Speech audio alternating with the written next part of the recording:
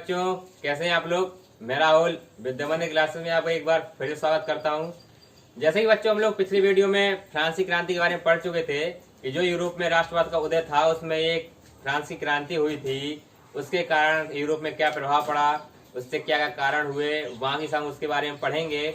और जो हम लोग फ्रांसीसी क्रांति थी बच्चों, वो 14 जुलाई 1789 को वास्सेल नामक किले से होकर 18 जून 1815 को वाटरलू नामक युद्ध से समाप्त हो गई थी।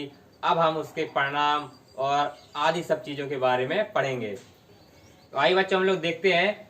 जो हम लोग की हेडिंग है फ्रांसीसी क्रांति के परिणाम अथवा प्रभाव, यानी बच्चों फ्रांसीसी क्रांति के यूरोप पर क्या परिणाम हुए, क्या प्रभाव उस पर पड़े। आइए देखते हैं। जो बच्चों हम लोग का पहला पॉइंट है वह है इस क्रांति ने सदियों से चली आ रही यूरोप की पुरातन व्यवस्था का अंत कर दिया। यानी बच्चों इस क्रांति ने जो सदियों से वहां चली आ रही जो पुरातन व्यवस्था थी, यानी बच्चों राजतंत्र चला रहा था सदियों से, उस व्यवस्था को अंत करके लोकतंत्र की स्थापना की। तो बच्चों क्या किया, उसका अंत कर दिया। फिर हम लोग का जो दूसरा पॉइंट है मानव और नागरिकों के जन्मजात अधिकारों की घोषणा। यानी बच्चों मानव और नागरिक एक घोषणा पत्र तैयार हुआ था, वह 27 अगस्त 1789 ईस्वी को इन लोगों ने घोषणा पत्र तैयार किया था फ्रांसीसी क्रांति के बाद। उसमें मानव जाति की स्वाधीनता के लिए बड़ी महत्वपूर्ण है। यानी बच्चों उसमें क्या हुआ कि मानव और नागरिकों के जन्मजात अधिकारों की घोषणा मानव जाति के लिए स्वाधीनता के लिए बड़ी महत्वपूर्ण है। यानी बच्चों जो मानव और मनुष्य हैं यानी नागरिक हैं, उनको जो जन्मजात स्वतंत्रता है उनकी क्या है, वह स्वाधीनता या स्वतंत्रता उन मानव जाति के लिए एक बहुत ही महत्वपूर्ण है। यानी बच्चों उन मनुष्य को और नागरिकों को स्वतंत्र रहना चाहिए। यह उनकी स्वाधीनता, उनका खुद का एक महत्वपूर्ण स्वाधीनता या स्वतंत्रता है बच्चों। और हम लोगों का जो तीसरा पॉइंट है वह है क्रांति ने लोकप्रिय संप्रभुता के सिद्धांत का प्रतिपादन किया। यानी बच्चों जो क्रांति ने क्या किया, जो लोकप्रिय संप्रभुता थी उसका क्या किया, प्रतिपादन किया। यानी बच्चों जो संप्रभुता का मतलब होता है कि जो एक सरकार होती है कि उस पर एक ही सरकार राज्य करे और उसका चयन जनता द्वारा हो, इसका ही संप्रभुता का अर्थ होता है। और इस क्रांति ने क्या किया, जो लोकप्रिय संप्रभुता होती है उसका सिद्धांत का प्रतिपादन किया। यानी बच्चों इस क्रांति ने लोकप्रिय संप्रभुता के सिद्धांत का प्रतिपादन किया। अब बच्चों जो हम लोगों का चौथा पॉइंट है वह है क्रांति ने इंग्लैंड, आयरलैंड तथा अन्य यूरोपीय देशों की विदेश नीतियों को प्रभावित किया। यानी बच्चों जो क्रांति ने क्या किया, इंग्लैंड, आयरलैंड और अन्य यूरोपीय देश थे उनमें जो विदेश नीतियां थी, उनकी जो नीतियां चली आ रही थी उनको क्या किया, बहुत ही प्रभावित किया। और बच्चों हम लोग का पांचवा पॉइंट है वह है क्रांति के फलस्वरूप। यानी बच्चों क्रांति के फलस्वरूप फ्रांस ने कृषि, उद्योग, कला, साहित्य, राष्ट्रीय शिक्षा तथा सैनिक गौरव के क्षेत्र में भी अभूतपूर्व प्रगति की।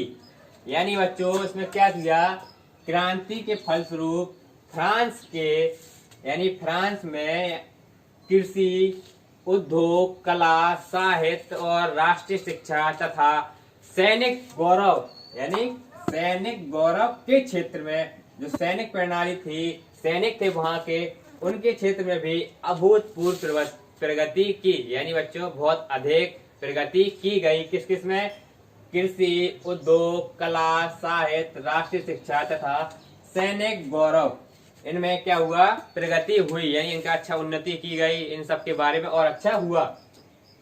और बच्चों जो हम लोगों का छठवां पॉइंट है वह है क्रांति की महत्वपूर्ण देन मध्यकालीन समाज की सामंती व्यवस्था का अंत करना था।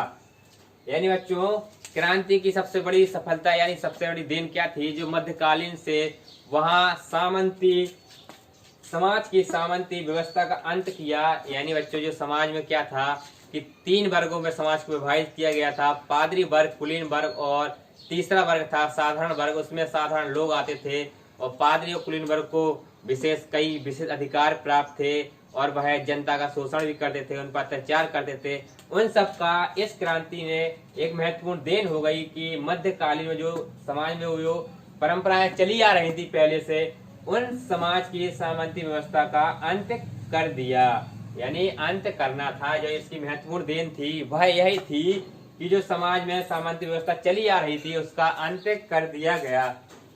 और बच्चों जो हम लोगों का 7वां पॉइंट है वह है क्रांति ने सारे यूरोप में राष्ट्रीयता की भावना का विकास और प्रसार किया।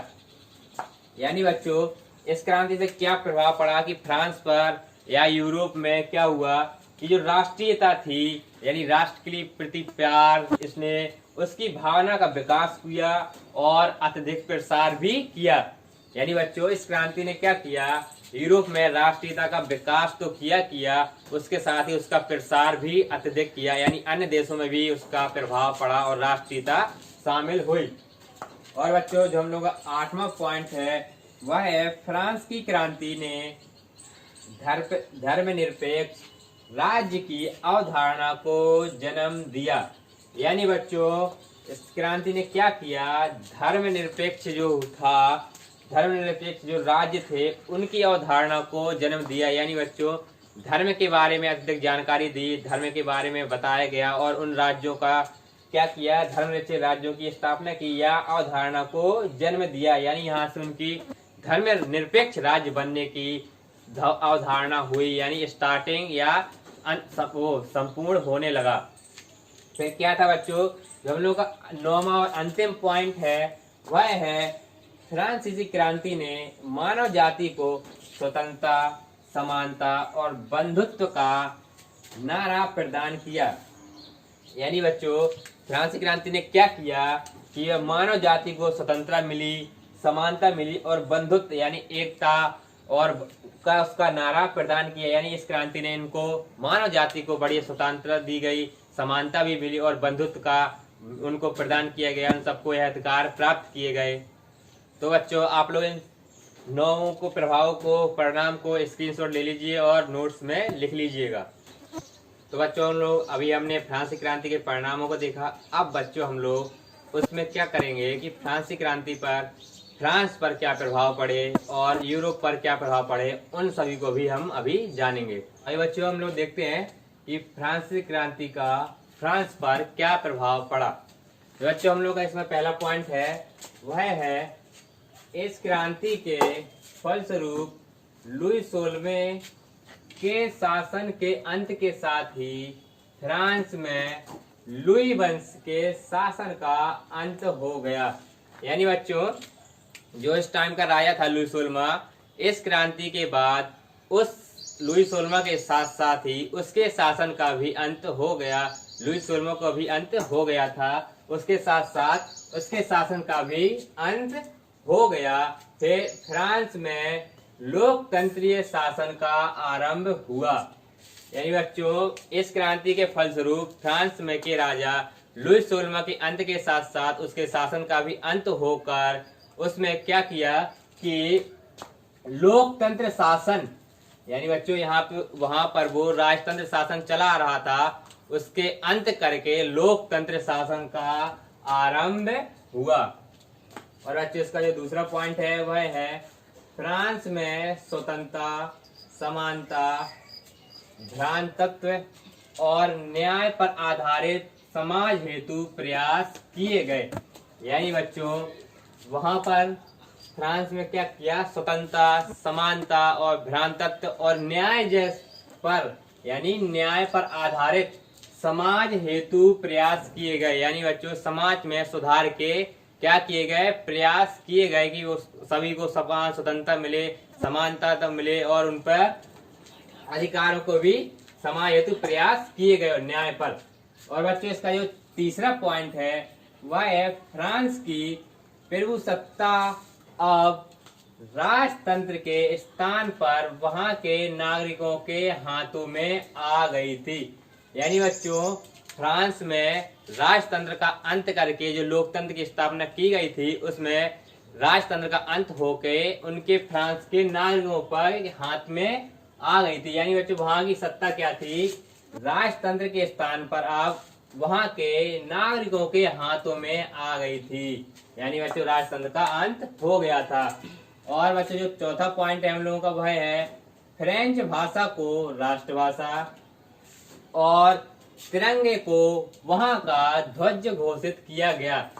यानी बच्चों अब फ्रेंच भाषा को वहां की राष्ट्रभाषा और तिरंगे को ध्वज का क्या किया गया, ध्वज घोषित कर दिया गया तिरंगे को, और फ्रेंच को राष्ट्रभाषा बना दी गई। बच्चों जो हम लोग का पांचवा पॉइंट वह है फ्रांस के पादरियों और शासक वर्ग के विशेष अधिकारों का अंत कर दिया गया। यानी बच्चों वहां पर क्या था, फ्रांस में जो पादरी वर्ग और कुलीन वर्ग थे उनके अधिकारों और खुद पादरियों का, शासक वर्ग के अधिकारों का क्या किया गया, अंत कर दिया गया। यानी बच्चे इस क्रांति से पादरियों का अंत हुआ और उनके विशेष अधिकारियों का भी अंत हो गया। फिर क्या है, कानून की दृष्टि से सभी को समान माना गया। यानी बच्चों अब कानून की दृष्टि से क्या किया गया, सभी नागरिकों को समान माना गया। कोई भी स्टेटों का निर्माण नहीं हुआ, कुलीन वर्ग का अंत हो गया, पादरी वर्ग का भी अंत हो गया, और संपत्ति के अधिकार और सुरक्षित बनाया गया। यानी बच्चों क्या किया गया, कानून की दृष्टि से सभी नागरिकों को समान माना गया और संपत्ति के अधिकार, जो उनकी संपत्ति उनके खुद पर अधिकार और सुरक्षित बनाया गया। यानी बच्चों उनकी संपत्ति पर उनके खुद के अधिकारों को और अधिक सुरक्षित बनाया गया और सभी को समान माना गया कि कोई भी नागरिक है जितनी उसकी योग्यता है वह उसके अनुसार ही उस पर करता रहेगा। यानी अपना योग्यता के अनुसार ही अपना काम करेगा। और बच्चों जो हम लोग का छठवां पॉइंट है वह है इस क्रांति के उपरांत, यानी बच्चों इस क्रांति के दौरान फ्रांस में अनेक लोक कल्याणकारी कार्य आरंभ हुए। यानी बच्चों इस क्रांति के समय फ्रांस में क्या हुआ, अन्य यानी अधिक से अधिक लोक कल्याणकारी कार्य आरंभ हुए। अनेक यानी कई प्रकार के अधिक से अधिक लोक कल्याणकारी कार्य आरंभ हुए और वहां पर सड़कों, पुलों, नहरों, चिकित्सालयों, स्कूलों आदि का निर्माण हुआ। यानी बच्चों फ्रांस में कई अत्यधिक अनेक लोक कार्यकारी कार्य हुए भी और उसके साथ साथ वहां पर सड़कों, पुलों, नहरों और चिकित्सालयों तथा स्कूलों का भी निर्माण हुआ। और बच्चों हम लोग का सातवां पॉइंट है वह है न्याय व्यवस्था में आवश्यक परिवर्तन किए गए। यानी बच्चों वहां की न्याय प्रणाली थी उसमें आवश्यक कई प्रकार के परिवर्तन किए गए और देश के लिए नवीन कानून संहिता लागू की गई। यानी बच्चों जो वहां की न्याय प्रणाली थी, न्याय व्यवस्था थी, उसमें कई प्रकार के परिवर्तन किए गए और नया कानून यानी नवीन कानून संहिता क्या की गई, लागू की गई। और बच्चों हम लोग आठवां पॉइंट वह है स्टेट जनरल के स्थान पर नागरिकों द्वारा चुनी गई नेशनल असेंबली का गठन किया गया। यानी बच्चों उस टाइम क्या था कि एक संस्था यानी एक पार्टी जो चलती थी स्टेट जनरल, इसके द्वारा ही वहां पर निर्णय लिए जाते थे। उसमें बैठक होती थी, उसमें राजा और पादरी वर्ग के और कुलीन वर्ग के और साधारण लोग भी वहां पर एकत्रित होते थे। उसमें उन पर सिर्फ पादरी वर्ग और कुलीन वर्ग को ही बोलने की इजाजत थी, साधारण लोगों को इजाजत कम थी, जिससे उसको क्या किया गया, उस स्टेट जनरल के स्थान पर अब नागरिकों द्वारा चुनी गई नई नेशनल असेंबली का गठन किया गया। यानी बच्चों उस स्टेट जनरल के स्थान पर अब क्या किया, नागरिकों द्वारा खुद चुनी गई नेशनल असेंबली का गठन किया गया। एक नई नेशनल असेंबली गठित की गई, इसमें संविधान का प्रारूप तैयार हुआ और इस असेंबली का क्या हुआ, गठन किया गया। और बच्चे जो हम लोग का अंतिम और 9वां पॉइंट है वह है समस्त आयात निर्यात। यानी बच्चों समस्त आदान प्रदान शुल्क हटा दिए गए। यानी बच्चों किसी भी व्यापार पर या किसी पर भी कोई भी आयात और निर्यात के जो शुल्क थे उनको क्या किया गया, हटा दिए गए और भार व नाप की एक समान व्यवस्था लागू की गई। यानी बच्चों जितने भी व्यापार थे वहां पर समस्त आयात निर्यात के जो कर थे या शुल्क था उनको हटा दिया गया और भार व नाप की, यानी बच्चों कोई भी भार या नाप थी उसकी एक समान व्यवस्था लागू की गई। यानी बच्चों कोई भी सामान या कुछ उसकी भार जो नाप थी उस पर सभी शुल्क हटा दिए गए और उनकी एक समान व्यवस्था लागू की गई। यानी बच्चों सभी के लिए वह व्यवस्था एक समान हो गई। तो बच्चों आप लोग इसका स्क्रीनशॉट ले लीजिए और अब हम इसके आगे अब फ्रांसीसी क्रांति का प्रभाव फ्रांस पर क्या पड़ा, अब इसके आगे हम लोग जानेंगे कि यूरोप में इसका क्या प्रभाव पड़ा। आइए बच्चों हम लोग देखते हैं कि फ्रांसीसी क्रांति का यूरोप पर क्या प्रभाव पड़ा। यानी बच्चों इसका जो पहला पॉइंट है वह है यूरोप के विभिन्न देशों में राष्ट्रवाद का तेजी से क्या हुआ, विकास हुआ। किसका बच्चों, राष्ट्रवाद का तेजी से विकास हुआ और विद्रोह व क्रांतियों के माध्यम से एक एक करके वहां राष्ट्र राज्यों की स्थापना में सफलता प्राप्त होने लगी। यानी बच्चों वहां पे क्या हुआ, यूरोप के विभिन्न देशों में राष्ट्रवाद का क्या हुआ, तेजी से विकास हुआ और उसके साथ साथ जो वहां पे विद्रोह क्रांतियां हो रही थी उनके माध्यम से एक एक करके वहां राष्ट्र राज्यों की स्थापना में सफलता प्राप्त होने लगी। यानी बच्चों वहां के राज्य क्या हुए, राष्ट्र राज्य होने लगे और वहां राष्ट्र राज्य बनने में सफलता प्राप्त होने लगी और राष्ट्रवाद का क्या हुआ बच्चों, तेजी से विकास हुआ जिससे वहां के जितने भी यूरोप में राष्ट्र के राज्य थे राष्ट्र राज्यों में स्थापित होने लगे। और बच्चों जो हम लोग का दूसरा पॉइंट है वह है यूरोप में समाजवादी विचारधारा का प्रचार प्रसार हुआ।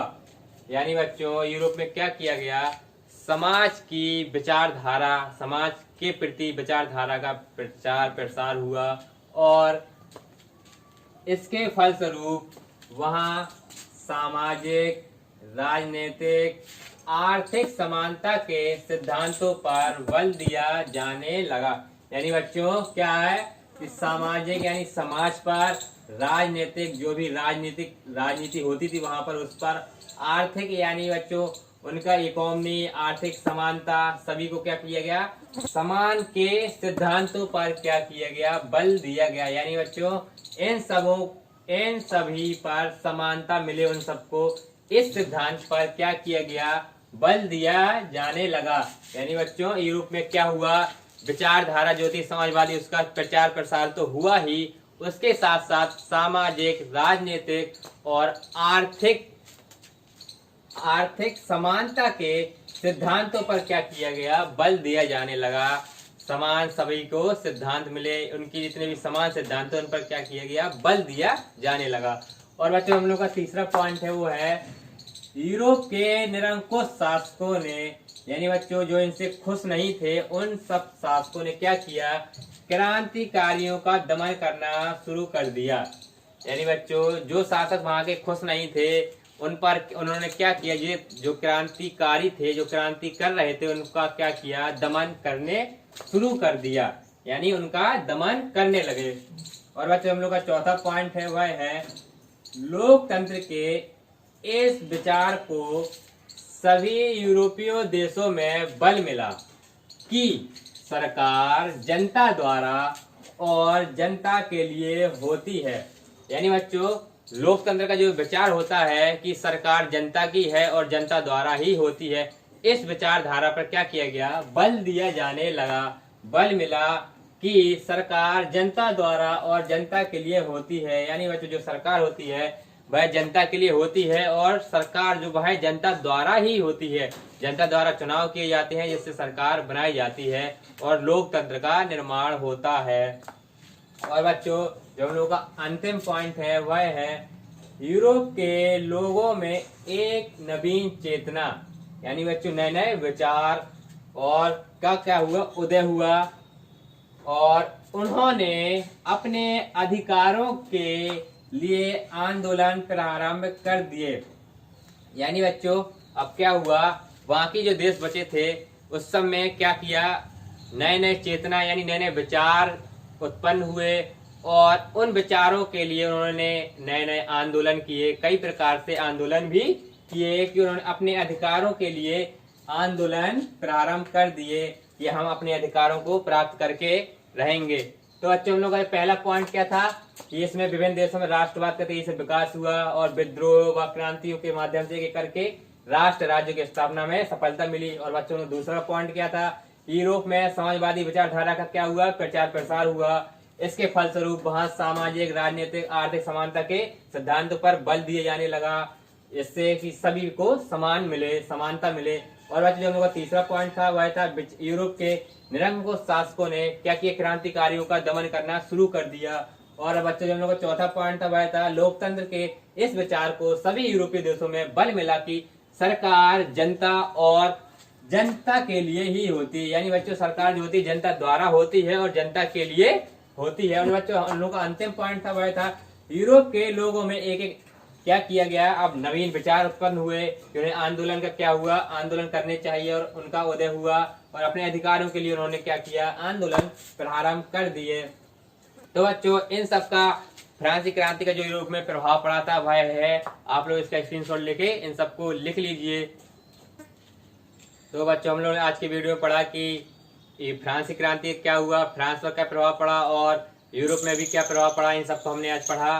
तो बच्चों जो हम लोग की फ्रांसीसी क्रांति थी उसको आप लोग याद कर लेना है कि 14 जुलाई 1789 को वासिल नामक किले से होकर 18 जून 1815 में वाटरलू के युद्ध के माध्यम से समाप्त की गई। फ्रांसीसी क्रांति बहुत इंपोर्टेंट है बच्चों, यह एग्जाम में बहुत आती है, आप लोग इसको अच्छे से पढ़ना और नोट्स जरूर बनाते रहना। इसके बाद हम लोग बच्चों अब राष्ट्रवाद जो हम लोग पहला चैप्टर चल रहा है कि यूरोप में राष्ट्रवाद का उदय, इसके में हम किस प्रकार उदय हुआ, किस प्रकार राष्ट्रवाद हुआ, क्या कारण हुए, इन सभी को हम लोग अगली वीडियो में पढ़ेंगे। और आप इन सब का नोट्स जरूर बनाते रहिए, एग्जाम में काम आएंगे। तो बच्चों हम लोगों को क्या किया, हम लोगों के चैनल को आप लोग सब्सक्राइब कीजिए, शेयर कीजिए, और जहाँ भी कोई भी कंफ्यूजन हो कमेंट्स के माध्यम से हम लोग आप क्वेश्चंस कर सकते हैं, कोई भी कंप्लेन हो कुछ भी हो आप लोग कमेंट के माध्यम से हम लोगों से बातचीत कर सकते हैं। और बात